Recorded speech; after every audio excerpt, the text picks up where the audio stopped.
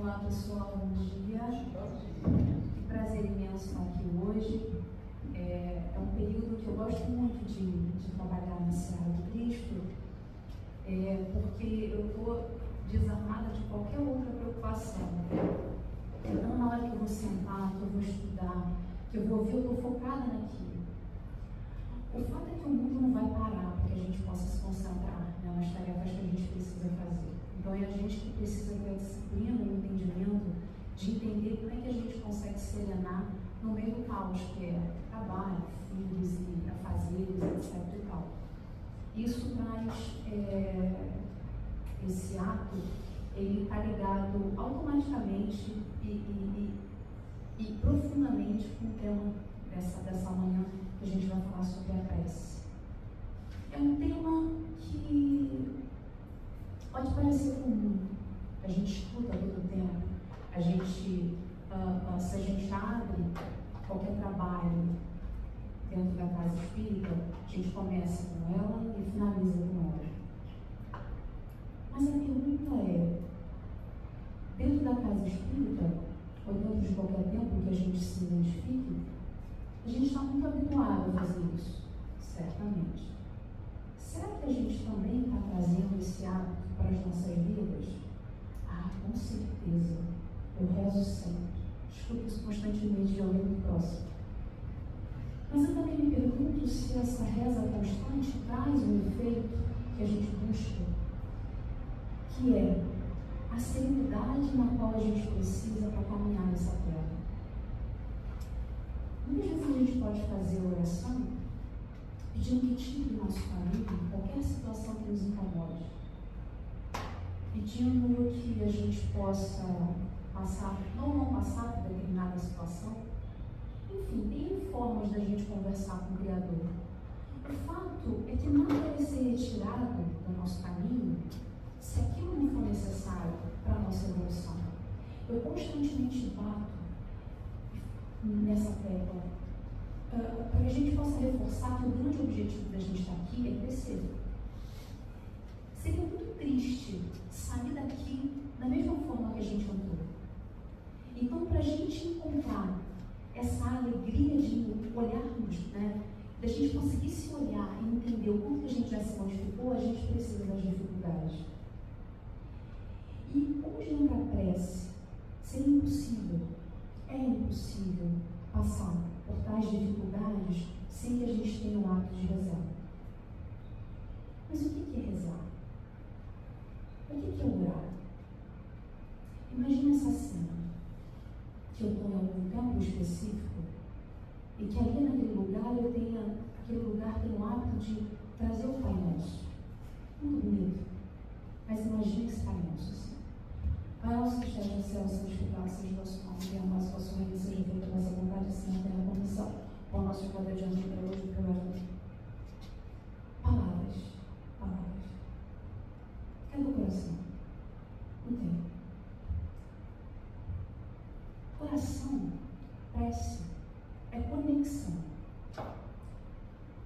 Pai, que estás no céu, santificado seja, entende? Eu estou buscando, de alguma forma, através de palavras, essa conexão.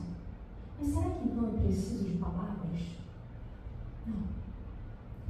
Porque se a minha mente se conecta com o Criador, com a espiritualidade, seja de que forma for buscando esse equilíbrio necessário, isso é oração.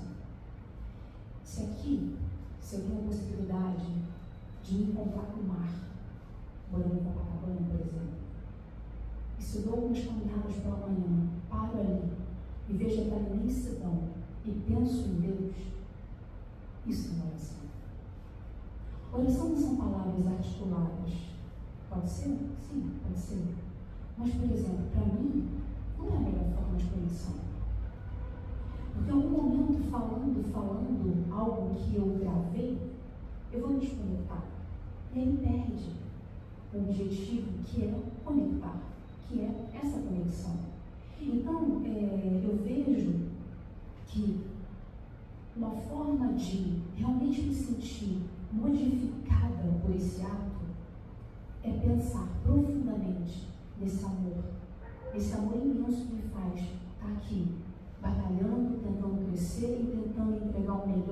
não só para Deus, mas para mim também.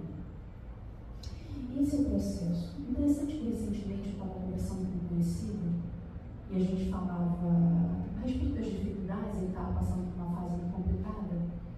E eu virei para ele e falei assim: você tem um hábito de rezar? Ele me respondeu: não muito. Eu falei: experimenta, tenta fazer isso, tenta conversar com Deus. Mas conversar como? Ele perguntou. Bate um papo, falar o que você sente, falar o que está te doendo. Eu vou fazer isso. Dias depois a gente teve um novo contato e eu perguntei: como é que tá? Está conseguindo? Está conseguindo se conectar? Ele falou: sim, toda noite eu vou lá, na hora de deitar, eu antes me ajoelho, rezo e estou me sentindo bem. Ele me trouxe essa frase e eu fiquei refletindo, né? O quanto que a gente ainda está muito ligado aos rituais.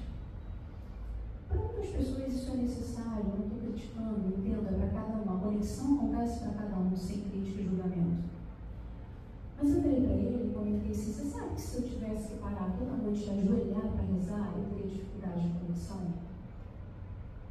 Entende? Não é sobre ajoelhar. Se isso te traz a maior conexão possível, ajoelhe-se.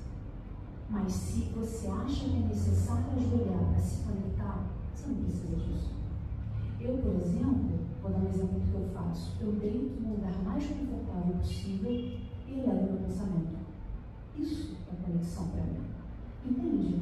Então a gente está tão habituado a palavras gravadas, rituais, posições, quando na verdade nada disso é necessário. Porque o que é necessário, não importa o lugar que eu esteja, na posição que eu esteja, da forma que eu esteja, o que importa é como eu estou conectada. Então, se eu fecho os meus olhos, se eu chego ali diante do mar, por exemplo, fecho os meus olhos e penso: Deus, se o meu pensamento está ligando, se eu estou ligando o meu pensamento ao Criador, isso é uma oração. Então, a gente precisa entender como funciona, né? O que exatamente, de que forma exatamente a prece traz, né, essa capacidade de nos conectar e trazer serenidade. Eu trouxe uma mensagem de Emmanuel. Ela é intitulada Oração e Atenção. Tem um trecho dela, eu vou passar por ela, que é muito interessante, que ele diz o seguinte: ora e pede, em seguida preste atenção, algo virá por alguém ou por intermédio de alguma coisa, dando-te na essência as informações ou os avisos que solicites. Olha e observa depois, não fica desatento. Olha, faça sua oração, mas presta atenção no que vai acontecer depois. Eu estava assistindo uma palestra do Haroldo, assisto infinitas palestras dele. Essa é uma forma de me conectar com a doutrina e consequentemente me conectar com a espiritualidade. Ele contava uma situação que viveu um amigo dele. Esse amigo estava no carro, um dia de muita chuva, tinha chovido muito, mas já estava serenando, e ele estava ali dirigindo, e esse amigo passava por um problema horrível, a ponto dele estar dirigindo e chorando muito naquele momento. Muito desconfortável, muito incomodado. Até que ele parou no sinal. E aí, nesse sinal, parou o caminhão. E o caminhão, sabe assim, aquele caminhão que já passou por muita poeira, que depois passou por chuva e que depois ficou todo encardido ali, aquela lataria dele? E aí ele parou, ele estava ali atrás do caminhão, muito angustiado com o que estava vivenciando. De repente, o motoqueiro, aleatório, displicentemente, parou, viu uma forma de escrever ali atrás do caminhão e botou assim, escreveu essa frase: Jesus te ama.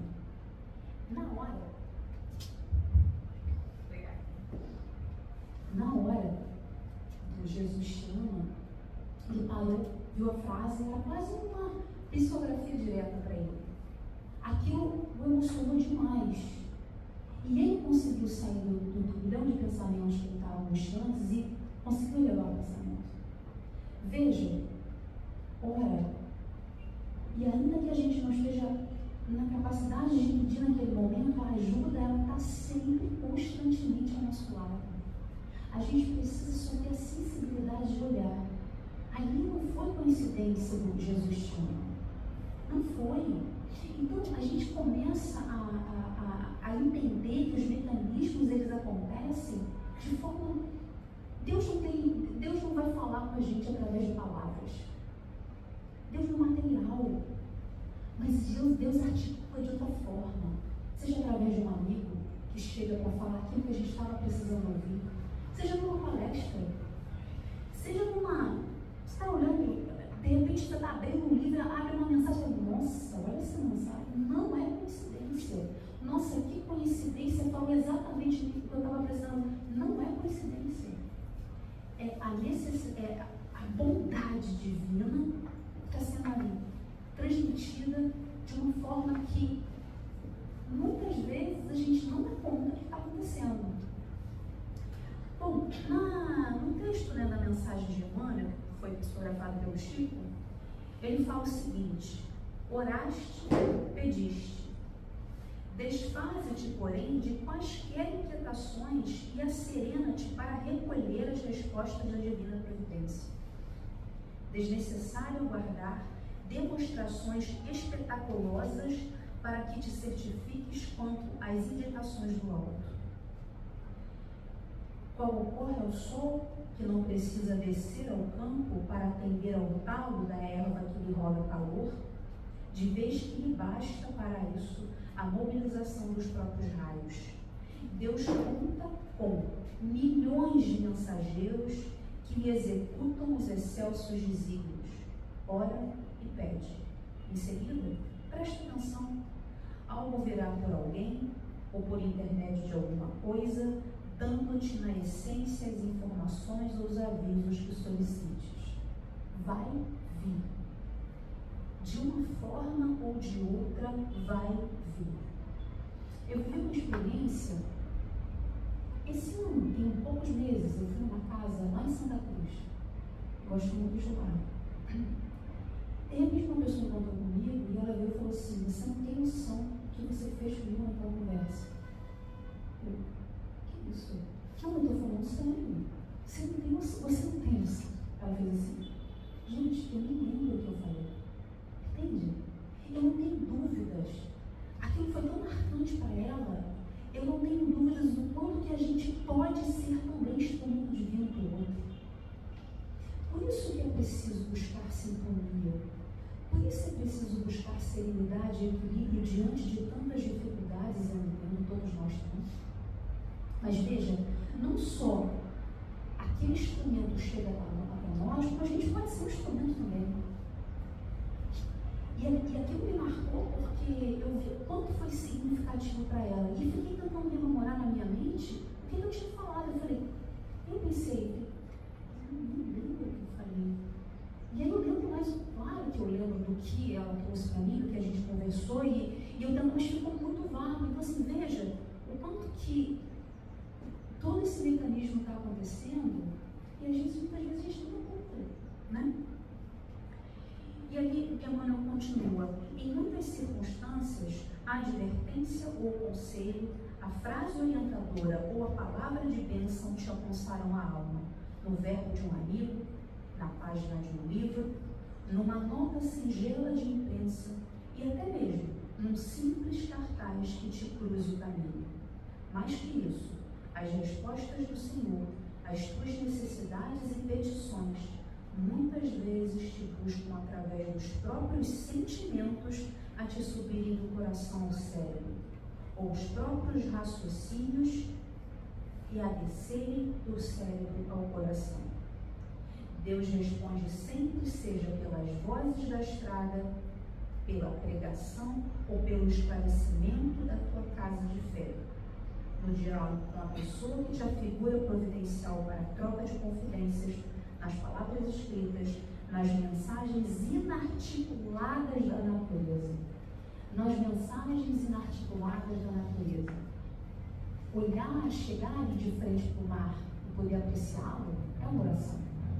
É ver com esses olhos tão limitados, que são os olhos físicos, grandiosidade divina diante do que ela coloca, para que a gente possa se serenar. Eu acho que cada um de nós tem a forma ideal para ser tocado. Cada um de nós entende de que forma é possível para que a gente possa se desconectar do material e se conectar com o essencial. Esse é o grande chamado. Mas aí o grande desafio é vivenciar tudo que vivenciamos ao longo do dia. Se a gente entra em contato com a mídia, a gente percebe que a humanidade está piorando, como se fosse possível. Porque a gente está focado em algo que a mídia está pronta para vender, que é a desgraça. Quanta bondade existe no mundo já, mas ali não traz, como a gente sempre fala, urgência. E aí a gente foca achando que o mundo está perdido. Que Deus, onde está Deus que não vê toda essa situação? A gente coloca as nossas limitações, o nosso olhar limitado a respeito de como Deus conduz o universo. Entende? A gente precisa começar a entender que existe um processo grandioso por trás. E que à medida que a gente vai fazendo escolhas, essas escolhas trazem consequências. E são essas consequências que nos colocam em determinados caminhos. Assim a gente assiste o caminho de alguém, ou a escolha de alguém, e acha que ali tem uma fatalidade divina no sentido de não tem jeito, aquela pessoa ia passar por isso. Às vezes são escolhas que nos levam a esse caminho. Então, ainda que aquilo seja de muita dor, existe algo que venha para nos consolar e amenizar, que é a oração. A gente não dá conta, a gente não tem noção do poder disso. Caso contrário, seria divulgado e difundido de uma forma muito mais intensa, não só dentro do tempo que fala sobre Deus. Quantas vezes a gente está pensando no fulano e de repente o fulano vai, nossa, o fulano ligou, o fulano falou. As conexões mentais, elas acontecem todo o tempo. A força do pensamento, ela é desconhecida por nós. O fato é que, independente da gente entender todo o mecanismo, a gente pode aqui falar por alto sobre ele, a respeito dele, mas o fato é que ele existe, independente de qualquer coisa. E é através desse mecanismo que a gente consegue fazer com que os nossos pensamentos, a oração e a prece, elas cheguem para quem precisa. Eu lembro há muitos anos atrás, eu vivi nessa encarnação, até o meu pai desencarnar, muitas internações. É o hospital, então o hospital, sai do hospital. Quando eu olho para trás, a sensação que eu tenho é que eu fiquei mais tempo lá do que fora. Não é verdade. É que talvez aquilo tenha ficado supervalorizado dentro de mim. E eu lembro que eu tive duas experiências, eu tive várias, mas eu vou trazer aqui duas experiências. Eu não tinha um contato muito grande com a doutrina, mas já me dizia espírita, porque o básico que eu conhecia me fazia sentido. Eu li um livro aos 15 anos, aquilo me fez muito sentido, comecei a falar que eu era espírita. Mas eu não tinha estudo a respeito daquilo. E aí eu lembro que numa das internações do meu pai, eu estava numa angústia absurda. E de repente eu olhei o pijama do meu pai, eu estava em casa, e o pijama do meu pai balançando ao vento na porta. Aquilo me trouxe ainda mais angústia. E eu estava sufocada pelo que eu estava sentindo. Eu era jovem. E eu estava sufocada, e o pijama, sabe que ele volta para vestir aquele pijama? Meu pai sempre foi muito caro para mim. Sempre. Me contam que bebê, todo mundo chegava, eu estava internada, todo mundo chegava para me olhar, ele não podia chegar, que o bebê chamava por ele. Então, assim, era uma conexão muito forte, sempre foi. E aí eu não sabia naquela dúvida se ele ia voltar, se ele não ia voltar, eu resolvi fazer, eu vou fazer uma oração. Eu tinha hábito, tinha mau conhecimento sobre aquilo. Eu posso dizer que, assim, eu posso dizer que eu nunca senti, já tive outras experiências, mas eu nunca sei, porque eu era tão crua, sabe, a respeito do que estava acontecendo comigo, que de repente mente que eu olhei e falei, nossa, que mundo lindo, que vida linda. E veja, meu pai continuava internado, eu continuava com a dúvida se ele voltaria ou se ele não voltaria. Eu tinha o meu maior pavor, era pensar que o meu pai um dia ia morrer e todo mundo vai desencarnar. Né? Então assim, eu não queria pensar nisso. Já cheguei, trouxe até a experiência de dizer que eu não podia sentir cheiro de flores, porque flores me lembrava velório, velório me lembrava que meu pai um dia ia morrer. Olha isso, era nesse nível. Então, aquela oração, ela me trouxe tamanha paz, que eu virei para minha mãe, eu tinha falado que eu estava sentindo, minha mãe estava abaixo, você não está sentindo? Você não está sentindo? Eu estava encantada com aquela sensação. E a minha mãe olhava assim, sabe, ela não conseguia, até ela ficou impressionada com a forma com que eu dizia que estava sentindo. Meu pai depois voltou, né, a gente, e viveu depois de várias outras situações.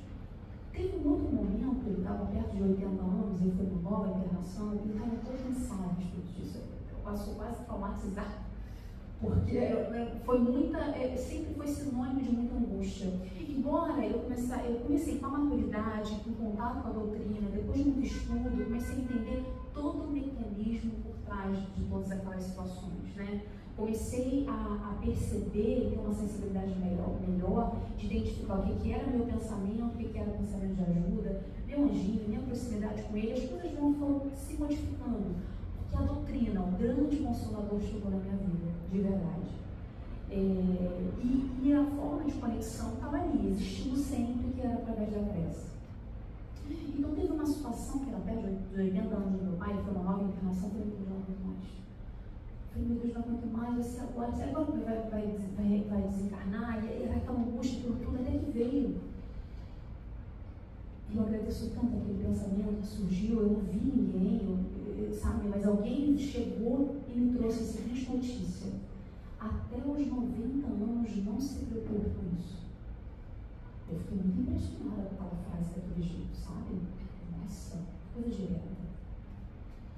E aí, todas as outras situações que aconteciam, eu cheguei, comentei com a minha mãe, falei, mãe, você lembra que até os 90 anos nada vai acontecer? Mas será? Será que você entende? A gente recebe, a gente é afagado por uma informação que pode nos trazer serenidade. Ai, tu já está inventando isso? Não. Será que é isso mesmo? Vai que de repente, entende? Então veja, a gente ora, a gente pede, a gente recebe, a gente é afagado. Tem algo que eu teria ali 10 anos no mínimo para não pensar nisso em todas aquelas situações que eu vivi. Ali eu poderia fazer diferente. Muitas vezes eu consegui, tem outras que eu ficava na dúvida até do que eu pensei. E assim nós somos, porque a gente tem pouquíssima fé. A gente está aqui, a gente frequenta o centro, a gente entende que a espiritualidade está toda ali, tanto do bem quanto do mal, que nós somos muito influenciados, que a gente está todo o tempo esbarrando em espírito pela rua, pela casa, por tudo quanto é lugar. Mas aí quando a gente recebe uma notícia para nos ajudar, mas será? Veja, não faz sentido. Então a gente precisa começar a entender como realmente funciona e do jeito que funciona. Mas aí eu trouxe uma outra angústia. Por quê? Meu pai estava chegando com 90 anos.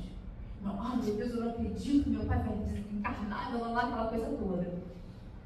Depois veio uma informação que ele tinha um limite. A gente vem aqui com certo fluido vital, uma quantidade específica de fluido vital para poder viver. Você pode ver um pouquinho mais, um pouquinho menos, mas assim, eu quero que o meu pai fique até eu desencarnar velhinha. Não existe isso. Ainda mais, não sei quantos anos a mais que eu, a idade desse meu avô. Não existe isso. Então a gente precisa entender o que a gente pede. E aí eu comecei a entender, opa, peraí, eu estou fazendo o contrário do que eu deveria. Eu preciso pedir serenidade. Eu preciso pedir apoio. Não é isso, sabe? Não é quanto tempo, quanto mais tempo, e vamos lá lidar com aquilo, e vamos viver. Enfim, chegou os 90 anos do meu pai, ele não desencarnou. Só que ali eu tinha uma visão um pouco diferente a respeito disso. Começava a ter. Meu pai começou a ficar muito debilitado também.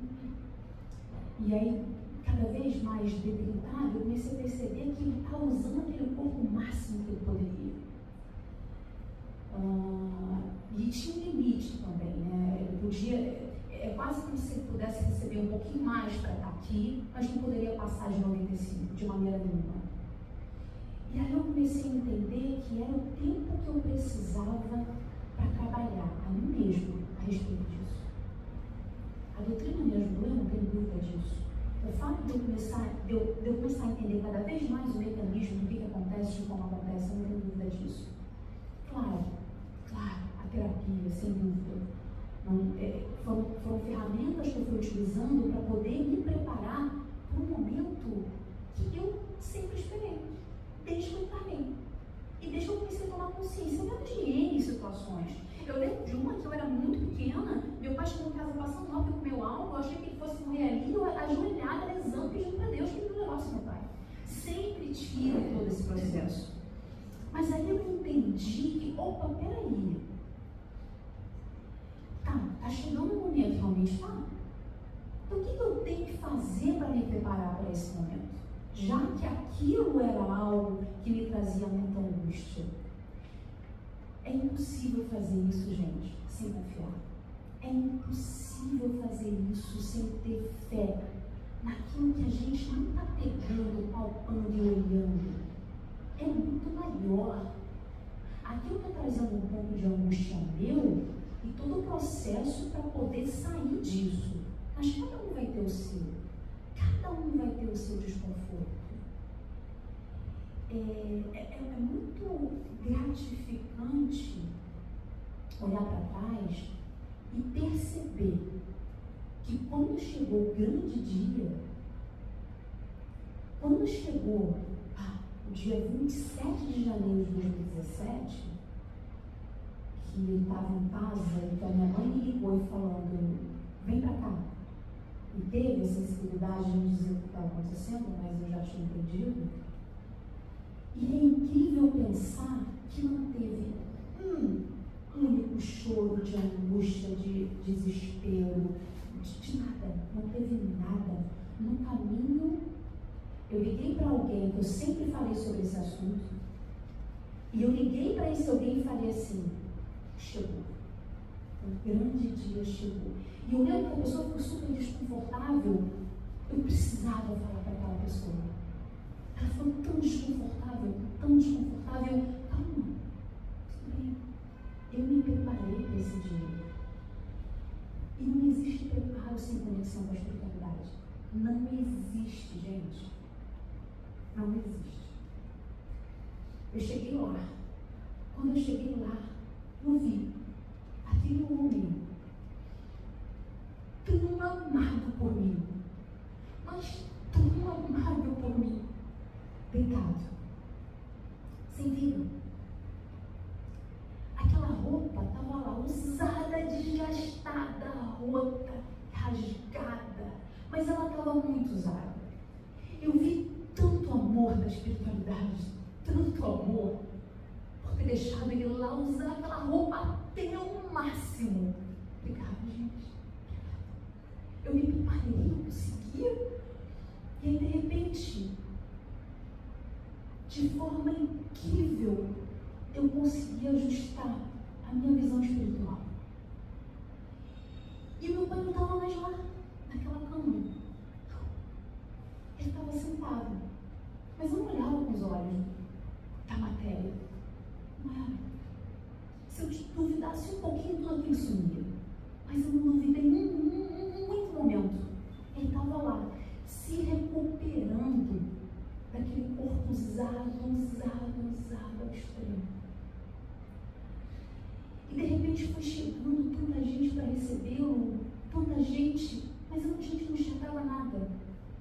Não enxergava com os olhos do coração. E ele era tão amado, ele é tão amado, tão querido.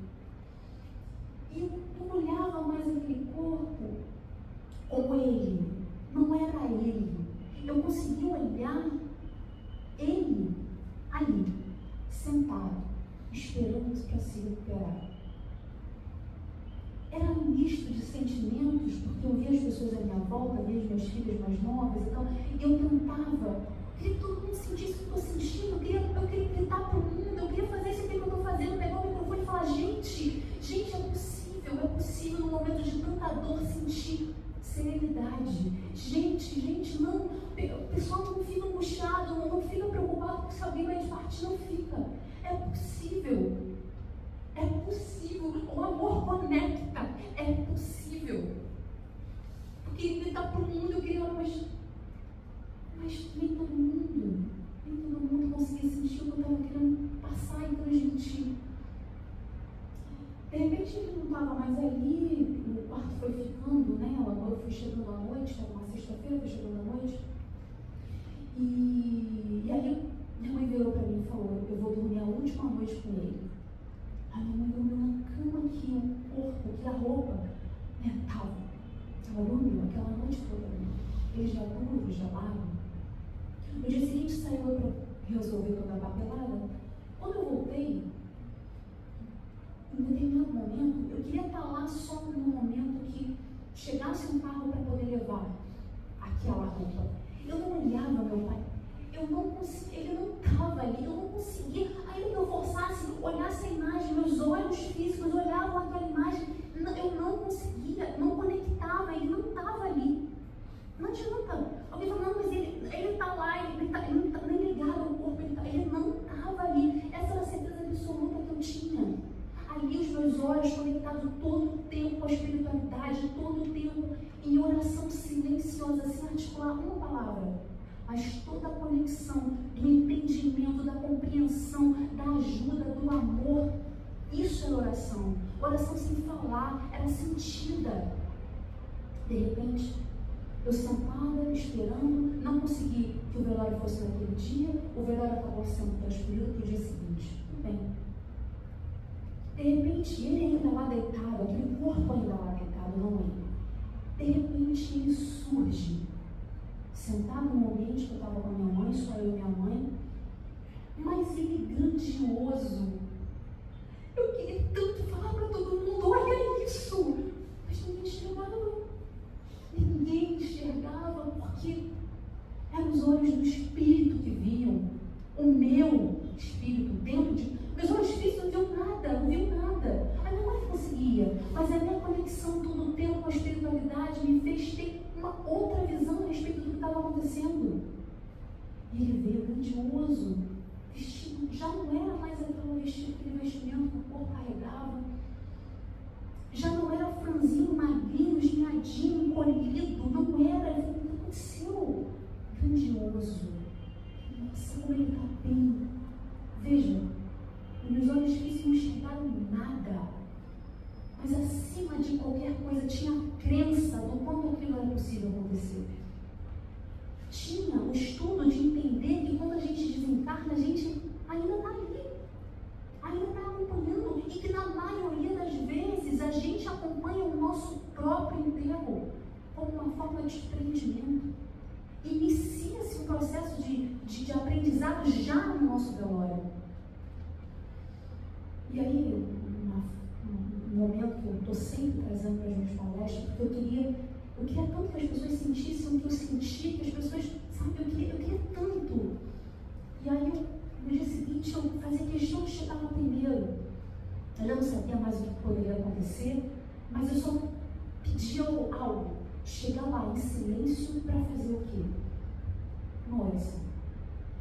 Eu sabia que era certeza que a oração me traria paz naquele momento. Porque não é um momento verdadeiro, é um momento que a gente entende como despedida, porque a gente acaba se conectando com aquele corpo que nem é mais quem é a pessoa.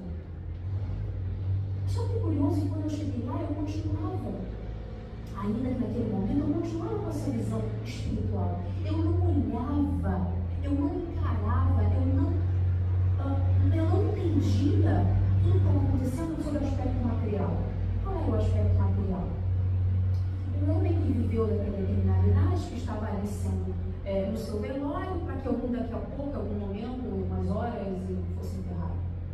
Essa é a visão material. Só que ela estava longe de ser a forma que eu olhava o que estava acontecendo à minha volta. Todo o tempo era a minha visão espiritual. E aí eu cheguei próximo onde ele estava, no caixão, dentro da capela, fechei os olhos e fiz a oração talvez, eu nem vou dizer que era parecida com aquela, quando ele estava internado, mas foi uma oração diferente. Uma oração de quem entendia o que estava acontecendo, uma oração que só agradecia por ter vivido tantas situações desde sexta-feira e tentando rememorar, o tanto que a espiritualidade está próxima. Bastou esse pensamento, bastou essa forma de encarar para de repente escutar mentalmente, não foi com os meus ouvidos materiais, mas de escutar mentalmente. Oh, minha querida, eu desabei um choro, mas um choro tão copioso, um choro tão intenso, que era um choro de alegria. Mas eu sabia que eu tinha participação naquilo, porque se eu não estivesse conectada, se eu estivesse conectada a alguma angústia, a um desconforto, aquilo não aconteceria. Mas o meu choro era diferente, era um choro de conexão com Deus, de querer abraçar Deus, Jesus, de espiritualidade, de querer, sabe, de querer falar para a humanidade, a vida continua, gente, eu não estou vendo nada, mas ela continua. E de repente meu pai começou a falar comigo, o pai, você está com a minha tia, né? A irmã dele, que era considerada praticamente a mãe dele. Eles tinham uma conexão muito forte, eu estou. E estou também com um irmão. Esse eu nem cheguei a conhecer aqui. Irmão, chegou a conhecer um irmão. Esse desencarnou e depois só que eu vi. Nossa, nem sabia dessa história. Enfim, agora eu já estava ansiosa para perguntar à minha mãe se era aquilo mesmo, se aquilo que eu estava chutando era verdade. Minha mãe não teve suporte emocional, capacidade emocional para estar ali naquele momento, ela preferiu não ir. A gente não estava com aquela conversa e conversando. Quando eu finalizei minha oração, eu saí dali, eu queria correr para ligar para minha mãe, quase como se fosse para ter certeza que aquela conversa era real, mas eu sabia que era real.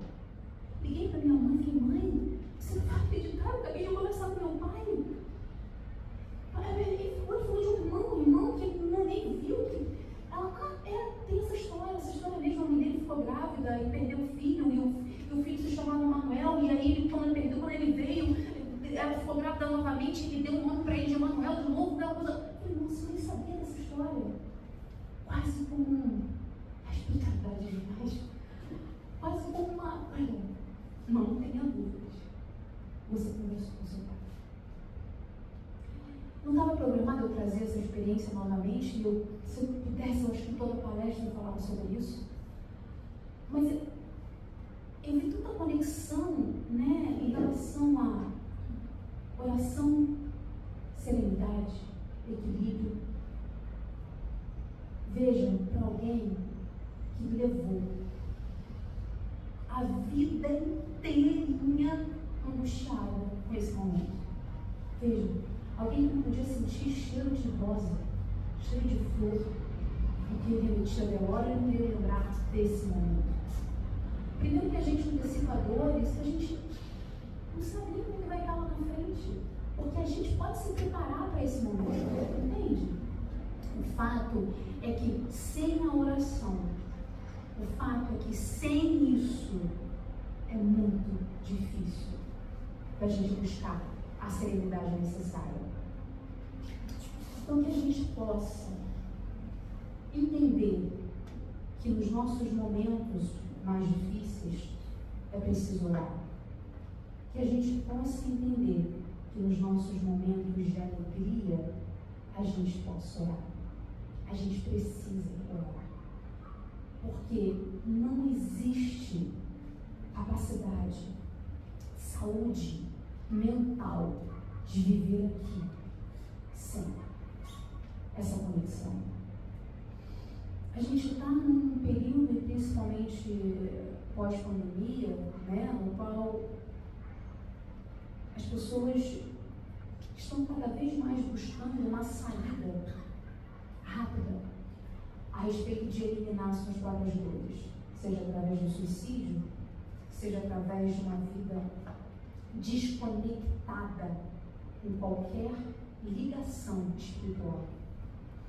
Que a gente possa entender que sem isso é impossível viver.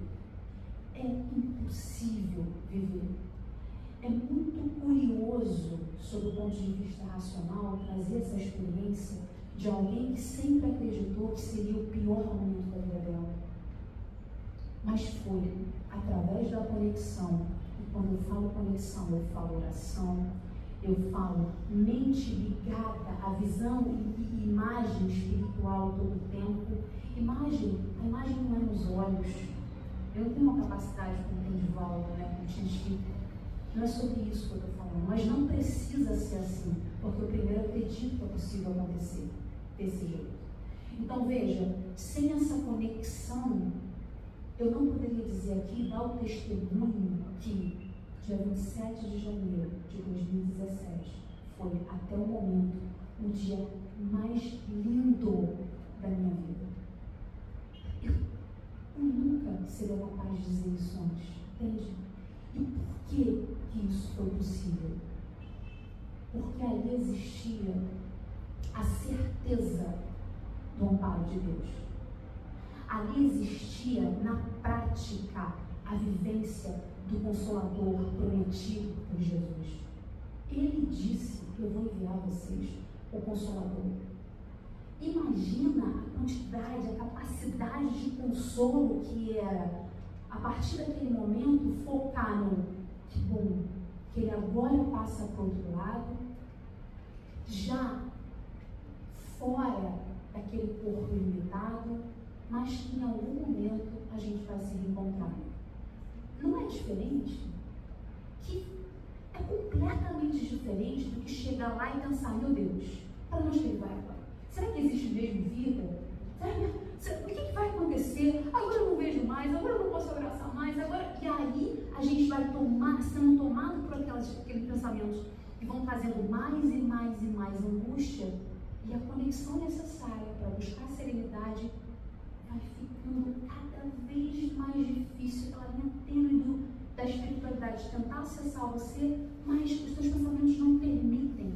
Vejam, quanto mais corda eu dava para aquilo que eu acredito, que é a imortalidade da alma, que é toda a capacidade que a gente tem de conexão, e eu sei que é possível, quanto mais eu me afundava no sentido positivamente nesses pensamentos, mais serena eu ficava.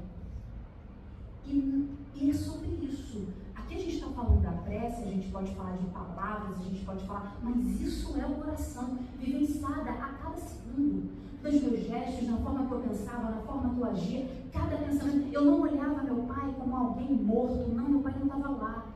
Isso é oração. É porque oração é conexão.